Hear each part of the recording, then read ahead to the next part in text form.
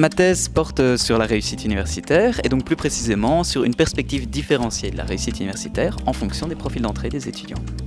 Ce qui est important dans le fait de montrer au public l'intérêt de sa recherche, c'est de pouvoir faire comprendre au public, qui est la première personne ciblée par nos recherches, vraiment l'intérêt d'une thèse et l'intérêt d'un doctorat et donc de ces recherches qui paraissent des fois un petit peu farfelues et abstraites pour le grand public. Bonjour à tous. Aujourd'hui, je voudrais que nous profitions d'être ici à l'université pour vous parler de l'université.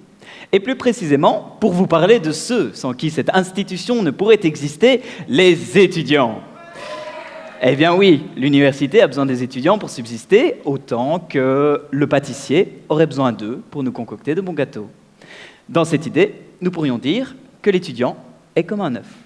Il est sensible, fragile, en développement, et il a besoin de soins et d'attention pour pouvoir un jour éclore en tant que diplômé universitaire. Cependant, comme l'œuf qui tombe de son panier, l'étudiant qui échoue peut se briser, et même parfois finir en omelette. D'ailleurs, en commençant ma thèse, j'ai été extrêmement troublé de réaliser que 60% des étudiants qui entrent à l'université ne réussissent pas leur première année. Plus précisément, 36% d'entre eux vivront cette fêlure qu'est l'échec, et 24% se briseront et ne remonteront jamais dans le panier académique. Peut mieux faire, Madame l'Université, peut mieux faire. Plus inquiétant encore, ce taux d'échec est stable depuis plus de 20 ans, ce qui signifie que, malgré les nombreux efforts mis en place tant par les institutions que par le monde de la recherche, la situation n'a pas pu être réellement améliorée. Je me suis donc posé les questions suivantes. Comment faire pour améliorer la réussite, là où tant de personnes avaient déjà tenté de comprendre ce phénomène? Que puis-je faire de plus, là où tant avait déjà été fait? J'ai donc fait tout ce que bon chercheur aurait fait, c'est-à-dire lire. J'ai lu encore et relu, pour me rendre compte qu'on savait beaucoup de choses sur la réussite des étudiants, mais qu'on n'avait jamais réellement posé la question des réussites des étudiants.